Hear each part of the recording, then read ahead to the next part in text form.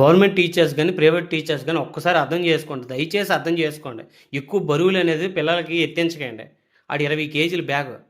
ఆడు second class చదువుతున్నాడు. 20 కేజీల బ్యాగ్ బరువు మోస్తున్నాడు. చూసారా బ్యాగ్ బరువు ఎంత? ఆడి ఏజ్ ఎంత? ఈ ఏజ్‌లోనే ఆళ్ళకి బోన్స్ కూడా అంత ఇంప్రూవ్‌మెంట్ ఉండదు. మీరు ఆ 20 కేజీల బ్యాగ్ బరువు మోస్తుంటే ఆడికి స్పైనల్ కంప్లెయింట్ రాదా? ఫ్యూచర్‌లోన ఆడు అలాగే బరువు మోస్తే రాను బరువు మోస్తే ఆడు ఫ్యూచర్‌లో పక్కాగా ఆడికి స్పైనల్ కంప్లెయింట్ వస్తది. స్పైనల్ కార్డ్ వస్తది పక్కాగా. డిస్క్ బాల్స్ గాని ఏదో ఒకటి వస్తది. 90స్‌లో, 80స్‌లో ఇంత బరువే మోసేవారు కాదు అసల. కానీ ఇప్పుడు 7 పీరియడ్‌లకి 20 కేజీలు, 30 కేజీలు బ్యాగ్ బరువులు. ఏం చెప్తున్నాడో మ్యాథ్స్‌లో ఏం చెప్తున్నాడో అసలు ఏం అర్థం కావట్లేదు అసల. ఇక్కడికొచ్చేసరికి టైర్డ్ అయిపోతున్నారు.